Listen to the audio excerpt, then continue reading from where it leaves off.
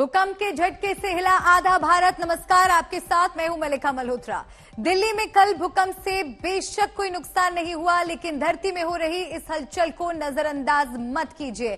देखिए भूकंप से किस तरह से आधा भारत हिला। मैप के जरिए देखिए किस किस राज्य में भूकंप के झटके महसूस किए गए। उत्तराखंड, नेपाल, बिहार, मणिपुर, उत्तर प्रदेश, दिल्ली, हिमाचल प्रदेश, ये वो राज्य हैं जहां पर देर रात भूकंप के झटके महसूस हुए। और खासकर दिल्ली एनसीआर की अगर बात की जाए तो देर रात भूकंप के झटके यहां पर लोगों ने महसूस किए। दिल्ली समेत उत्तर भारत में भूकंप के झटके महसूस किए गए। भूकंप के खतरे के लिहाज से दिल्ली जोन 4 में आता है। जोन 4 का मतलब है वो इलाके जहां भूकंप का बड़ा खतरा है। यूपी से उत्तराखंड तक भूकंप के तेज झटके महसूस किए गए। देर रात का वक्त था, कई लोग सो रहे थे और हड़बड़ा कर उठे। लोग फौरन घरों से बाहर निकल आए। तस्वीरें भी देखिए हम आपको देर रात की दिखा रहे हैं जब ये झटके महसूस हुए। किस तरह से अफरा तफरी का माहौल मच गया, लोग डर गए और पैनिक एक तरह से आप कह सकते हैं देखने को मिला। लोग अपने घरों से फौरन बाहर निकल आए। दिल्ली समेत उत्तर भारत में भूकंप के झटके महसूस किए गए। दिल्ली में आधी रात को भूकंप से दहशत का माहौल देखने को मिला। हालांकि भूकंप का केंद्र नेपाल में रहा, जहां पर व्यापक स्तर पर नुकसान हुआ है। तस्वीरें अब नेपाल से सामने आने लगी हैं। देखिए नेपाल की रोटी की ये तस्वीर है। ये आज सुबह की तस्वीर हम आपको दिखा रहे हैं, क्योंकि यहां पर एक घर गिरने से 6 लोगों की मौत हो गई और अभी आंकलन किया जा रहा है कि नुकसान कितना बड़ा हो सकता है, क्योंकि केंद्र नेपाल में रहा। नेपाल में भूकंप आया, लेकिन इसका असर भारत में भी देखने को मिला। भारत में भी तेज झटके कई राज्यों में महसूस हुए। दिल्ली एनसीआर में भी देर रात 2 बजे आए भूकंप से पहले आपको बताएं उत्तराखंड और यूपी में भी भूकंप के झटके महसूस किए गए थे। रिक्टर पैमाने पर इसकी तीव्रता 4.9 मापी गई थी और केंद्र उत्तराखंड में भारत नेपाल सीमा पर बताया गया था। भूकंप की गहराई 10 किलोमीटर नीचे बताई गई थी। तो उत्तर भारत पर भी असर इस भूकंप का देखने को मिला। नेपाल में भूकंप और 3 देशों में इसका प्रभाव देखने को मिला। कई इलाके चीन में भी प्रभावित बताए जा रहे हैं। हालांकि नेपाल की अगर बात की जाए तो वहां पर तो फिलहाल रेस्क्यू ऑपरेशन चल रहा है, क्योंकि कई लोग जख्मी भी हुए हैं। उन्हें अस्पताल पहुंचाया गया। 6 लोगों की मौत की पुष्टि फिलहाल हुई है, लेकिन अभी आंकलन किया जा रहा है और जैसे जैसे दिन आगे बीतेगा पता चलेगा कि नुकसान कितना बड़ा था और कौन कौन से जिले ऐसे नेपाल के रहे जो सबसे ज्यादा प्रभावित थे। लेकिन अगर आप हिंदुस्तान की बात करें तो देखिए लगातार इस मैप के जरिए हम आपको दिखाने की कोशिश कर रहे हैं कि कौन कौन से भारत के वो हिस्से हैं जहां पर भूकंप के झटके महसूस किए गए। जम्मू कश्मीर, पंजाब, हरियाणा, मध्य प्रदेश, दिल्ली, हिमाचल प्रदेश, उत्तराखंड, यूपी और बिहार। तो हिंदुस्तान के ये वो राज्य हैं जहां पर देर रात भूकंप के झटके महसूस हुए। रात 1:57 का वो वक्त था और सबसे पहले ये खबर आज तक ने आपको दिखाई। काठमांडू से पंकज दास पत्रकार हैं, हमारे साथ जुड़ गए हैं। पंकज जी, क्या कुछ जानकारी अभी मिल रही है, कितना बड़ा नुकसान?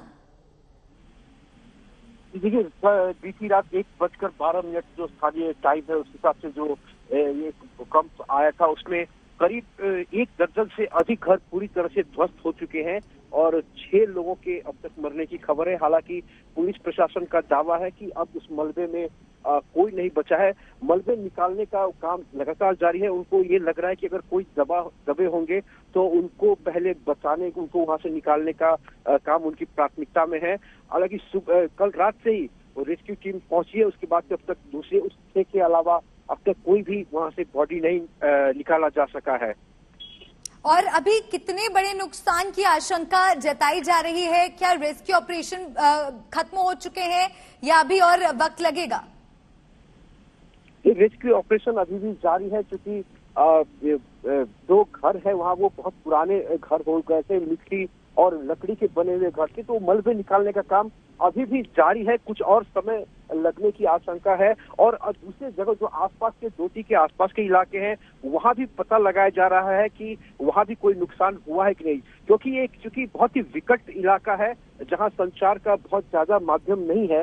तो स्थानीय लोग जिस तरह से खबर कर रहे हैं उस हिसाब से पुलिस प्रशासन उस पर आगे काम कर रही है। अगर टाइमलाइन की बात करें पंकज जी, तो कितने बजे पहला झटका महसूस किया गया? क्योंकि बताया जा रहा है कि 2 से 3 बार झटके महसूस किए गए हैं। पहला झटका जो है वो रात को 9:15 बजे के आसपास आया था, लेकिन उसका मैग्नीट्यूड बहुत ही कम था, वो 5 से कम था।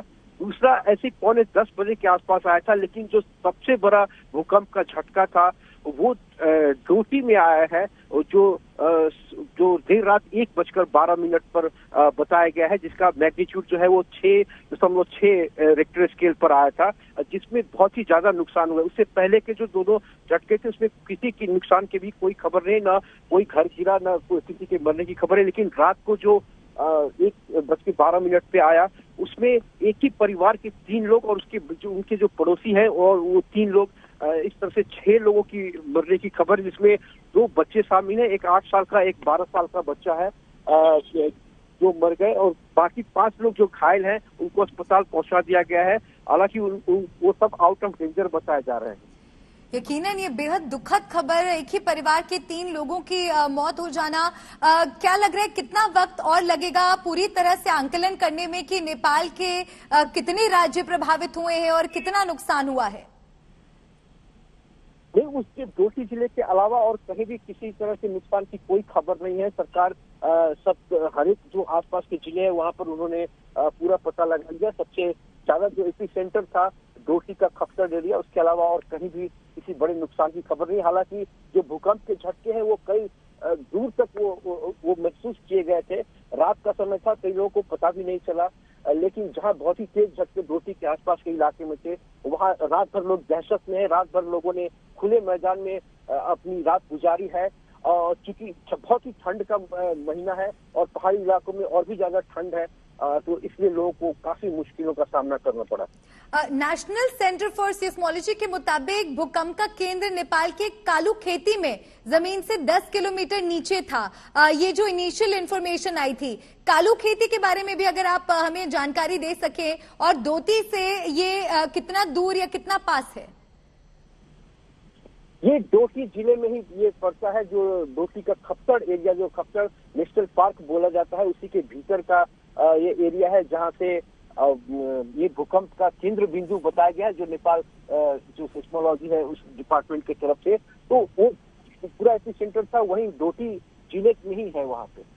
और अभी आने वाले कुछ दिन क्या लग रहा है कि अलर्ट भी जारी किया गया है? क्या लोगों को सावधानी बरतने के लिए कहा गया है? जी बिल्कुल, जो कल बड़ा झटका 1:12 पर आया था, उसके बाद से लगातार आफ्टर शॉक आ रहे हैं, अभी भी आ रहे हैं, हर आधे घंटे 1 घंटे के बाद। लेकिन वो झटका उतना बड़ा नहीं है, तो लोगों में एक दहशत का माहौल अभी भी है। क्योंकि 2015 में जब नेपाल में बड़ा भूकंप आया था, उसके 1 महीने तक लगातार आफ्टर शॉक आते रहे थे, तो लोगों को ये आशंका है कि जो ये आफ्टर शॉक अभी आ रहे हैं वो अभी कुछ दिन तक और आने की आशंका है। और यहाँ सिस्मोलॉजी डिपार्टमेंट ने बताया है कि हो सकता है तो एक बड़ा झटका और आए। हालांकि लोगों को सावधान रहने के लिए कहा गया है, एहतियात बरतने के लिए कहा गया है, और ये नहीं भी आ सकता है, लेकिन एहतियात के तौर पर वहां पे अलर्ट जारी कर दिया गया है। बिल्कुल, और जानकारी ऐसी भी सामने आ रही है कि 8 नवंबर की रात भी भूकंप आया था, जिसकी तीव्रता 4.9 थी, और उसके बाद लगातार अब जो बीती रात झटके महसूस किए गए, उससे भी हम देख रहे हैं कि कितना नुकसान हुआ है। बिल्कुल, नेपाल में 2015 के बाद लगातार हर दूसरे तीसरे महीने में कहीं न कहीं भूकंप के झटके आते ही रहते हैं। लोगों को तो अब खासकर काठमांडू और आसपास के रहने वाले लोग हैं, उनके लिए अब ये भूकंप का झटका कोई बहुत बड़ी बात नहीं लगती। वो इतने झटके सह चुके कि उनके लिए कोई बहुत बड़ी बात नहीं लगती। लेकिन चूंकि डोटी और आसपास के इलाकों में पहली बार है, तो वहाँ के लोग काफी घबराए हुए हैं, काफी दहशत में हैं।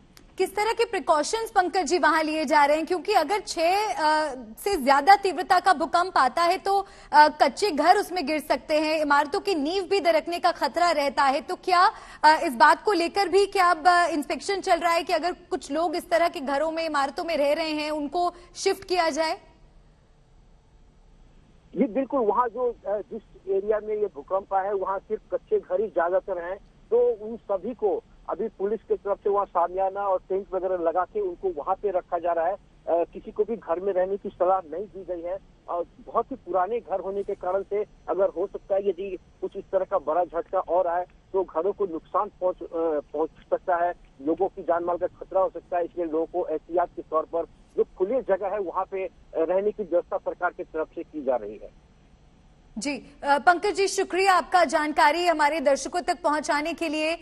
तो पंकज दास जी पत्रकार हैं, नेपाल से जानकारी दे रहे थे कि 6 लोगों की मौत की खबर है और रेस्क्यू लगातार वहां पर किया जा रहा है। रेस्क्यू ऑपरेशन का काम चल रहा है, मलबे को हटाने का काम हो रहा है और देखा जा रहा है कि क्या अभी भी कुछ लोग वहां फंसे हो सकते हैं। और जिस इलाके में ये जो हम आपको तस्वीरें दिखा रहे हैं, ज्यादा तबाही हुई है वहां पर, जैसा कि पंकज बता रहे थे कि कच्चे घर हैं, तो वहां से लोगों को शिफ्ट कराया गया है क्योंकि खतरा अभी भी बरकरार है। आने वाले कुछ दिनों और ख्याल रखना होगा क्योंकि लगातार नेपाल में झटके महसूस किए जा रहे हैं। और 2015 में भूकंप से नेपाल में जो तबाही आई थी वो मंजर एक बार फिर से लोगों के सामने ताजा हो गया है और व्यापक स्तर पर तबाही उसमें आई थी। और उसके बाद से नेपाल में भूकंप के झटके जो हैं वो लगातार महसूस किए गए हैं। 8 नवंबर की रात भी नेपाल में भूकंप आया था और साथ ही कल जिस तरह से एक के बाद एक झटके महसूस किए गए, तो बहुत से इलाके ऐसे हैं नेपाल के जो प्रभावित हुए हैं। 6 लोगों की मौत इसमें हो चुकी है। और अगर हम हिंदुस्तान की अगर बात करें तो वो भी हम आपको लगातार दिखा रहे हैं कि कौन कौन से वो शहर हैं, कौन कौन से वो राज्य हैं जहां पर भूकंप के झटके महसूस किए गए हैं। इस मैप के माध्यम से आप समझिए कि भारत में भी इसका असर देखने को मिला है। भारत के साथ साथ चीन में भी कई जगहों पर झटके महसूस हुए हैं। हालांकि एपिसेंटर नेपाल में था जहां पर 6 लोगों की मौत हो गई। 6.3 भूकंप की तीव्रता मापी गई है और बताया जा रहा है कि 1.5 घंटे में 2 बार धरती हिली है। लेकिन दिल्ली एनसीआर में भी देर रात भूकंप के तेज झटके महसूस किए गए। हिमांशु लगातार बने हुए हैं हमारे साथ। हिमांशु, नेपाल की अगर बात की जाए तो वहां पर तो एहतियाती कदम उठाए जा ही रहे हैं, लेकिन हिंदुस्तान के लिए भी आने वाले कुछ दिन क्या लग रहा है कि खतरा बना हुआ है, भूकंप को लेकर सावधान रहने की जरूरत? देखिए, ये जो पूरा इलाका है, खास तौर से जो हिमालय का पूरा इलाका है, राजधानी दिल्ली तक की बात करें तो सेस्मिक जोन 4 और 5 में ये कई इलाके जो हैं वो आते हैं। तो अपने आप में यहाँ पर सतर्क रहने की जरूरत तो हमेशा ही रहती है और यही वजह है कि आप देखिए, चाहे वो ऑफिसेज हों, चाहे वो नई बन रही बिल्डिंगें हों, उनमें कोशिश की जाती है कि लगातार एक तो लोगों को एजुकेट किया जाए, भूकंप से बचे। अगर कभी भूकंप आता है तो किस तरीके से आपको खुद को और अपने साथियों को बचाना है। वहीं दूसरी तरफ कोशिश ये भी की जाती है कि जो नई बिल्डिंगें बन रही हैं वो भूकंप रोधी हो, कि अगर भूकंप आने की कंडीशन में वो बिल्डिंगें टिकी रहें, वो खड़ी रहें। और लगातार इसको लेकर के बातचीत भी होती रहती है और लोगों को एजुकेट भी किया जाता रहता है। आप देखिए, जिस तरीके से अगर हमें याद हो कि तकरीबन 4 से 5 साल पहले छोटे छोटे भूकंप कई बार दिल्ली एनसीआर में फील किए गए, जो 1 से 2 दिन के गैप पे आ रहे थे। उस वक्त लोगों में एक डर देखने को मिला था। कई लोगों ने घरों के अंदर कुछ इस तरीके से सामान रखना शुरू किया था कि अगर हल्का सा भी भूकंप हो तो जैसे प्लेट के ऊपर गिलास ऐसे रखते थे ताकि उन्हें पता लग जाए और वो वक्त रहते घर से बाहर आ जाए। और इस तरीके से देखिए, यही वजह था कि जब कल रात में जब लोगों ने फील किया, जैसे ही फील किया उसके तुरंत बाद हमने देखा कि कई लोग बेहद तेजी से घरों से बाहर निकले, खुद को सुरक्षित जगहों पर पहुंचाने की कोशिश की। कई लोग पार्क में इकट्ठे हुए, कुछ लोग गाड़ियों में अपने आकर के बैठ गए। तो ये चीजें हैं कि लगातार जो लोग सतर्क रहते हैं भूकंप को लेकर के। इस बार की अगर हम बात करें तो नेपाल में एपिक सेंटर भले ही था, लेकिन हिंदुस्तान और चाइना 3 देशों में इसको फेल किया गया फील। और इसके अलावा हिंदुस्तान के 7 राज्यों में, जिसमें दिल्ली भी एक था, यहाँ पर लोगों ने इसे फील किया और दिल्ली एनसीआर में झटका अच्छा खासा लोगों ने महसूस किया, ठीक ठाक झटका लोगों ने महसूस किया। और यही वजह है कि लोग रात में ही घर से, जबकि देखिए रात के वक्त हल्की ठंड थी, उसके बावजूद लोग जैसे तैसे थे बाहर की तरफ, घर के बाहर की तरफ अपनों को लेकर के भागे और बचाने की खुद को कोशिश की। क्योंकि जब बताया जाता है तो ये सारी चीजें प्रिकॉशंस के तौर पर लोगों को बताई जाती हैं और एक घबराहट कुछ लोगों में देखने को मिली। और दूसरी चीज क्या होती है, देखिए एक परसेप्शन मल्लिका बना होता है कि भूकंप जब आता है तो फिर से आ सकता है। और यही वजह है कि लोग बाहर चले गए और वेट कर रहे थे, लेकिन जब काफी देर तक जब नहीं आया तो उसके बाद लोग अपने घरों की तरफ लौटे हैं। जो अथॉरिटीज हैं वो लगातार नजर बना के रखे हुए। उन 7 राज्यों में लोकल अथॉरिटीज से बात की गई, सभी तरफ हर कोने जहां पर भी संभव था वहां पर लोगों से बातचीत की गई और उसके बाद ये कहा जा सकता है कि हिंदुस्तान में इस भूकंप से कोई नुकसान नहीं हुआ है। और एक्सपर्ट की अगर हम बात करें तो उनका कहना है कि देखिए, चूंकि जब भूकंप अगर 6 के आसपास आता है रिक्टर स्केल पे तो उसका नुकसान ज्यादा होता है, लेकिन डेप्थ ज्यादा होने की वजह से वो जो इम्पैक्ट है वो उतना ज्यादा नजर नहीं आया। और यही गनीमत की बात रही कि डेप्थ नीचे होने की वजह से 10 किलोमीटर अंदर होने की वजह से वो इम्पैक्ट ऊपर नजर नहीं आया। हिमांशु, भूकंप के दौरान सुरक्षित स्थान पर रहना बहुत जरूरी होता है और इमारतों और घरों के गिरने का खतरा बना रहता है। भूकंप से जितनी भी मौतें होती हैं वो बिल्डिंग के मलबे में दबकर ही होते हैं। ऐसे में जरूरी होता है कि आप अपने आप को सेफ जगह पर ले जाएं। दिल्ली क्योंकि जोन 4 में आता है, क्या लग रहा है कि कितना जरूरी है अब प्रिकॉशंस लेना, इस तरह की कदम उठाना कि लोग सुरक्षित रहें? देखिए, सबसे पहले तो जो हाई राइज बिल्डिंगें बनती हैं, जब कोई भी मकान बनता है तो जो एक प्रोसीजर है कि जब आप जोन 4 में है तो मकान बनाते वक्त किन किन चीजों की सावधानी रखना है, किन चीजों को मस्ट करना है, ताकि अगर रिक्टर स्केल 6-7 तक भी अगर भूकंप आता है और 7 क्रॉस भी करता है तो किस तरीके से आपकी बिल्डिंग को ज्यादा नुकसान ना हो, एटलीस्ट वो खड़ी रहे। और पिलर्स किस तरीके से बनाने, कितने बड़े बनाने हैं, तो उसके लिए कुछ मानक तय किए गए हैं और कोशिश ये रहती है कि ज्यादातर लोग इस मानक के साथ साथ चले, इसको पूरी तरीके से माने। इसके अलावा क्या है कि लिफ्ट का प्रयोग नहीं करना है। अगर आप हाई राइज बिल्डिंग में हैं तो जल्दबाजी में लिफ्ट से नहीं उतर के आना है, स्टेयर्स का उपयोग करना है। और दूसरी चीज, अगर आपके पास भागने का वक्त नहीं है, काफी तेज भूकंप है, तो कुछ ऐसी जगह पे शेड लीजिए जहां पर बचाव संभव हो। ये सारी चीजें लगातार लोगों को सरकार की तरफ से भी एजुकेट किया जाता है। अक्सर हम देखते हैं कि कई जगहों पर बातें जिनका खास ख्याल आपको रखने की जरूरत है। जो जानकारी हिमांशु लगातार पहुंचा रहे हैं। हिमांशु, शुक्रिया जानकारी दर्शकों तक पहुंचाने के लिए। और ये कवरेज लगातार जारी है।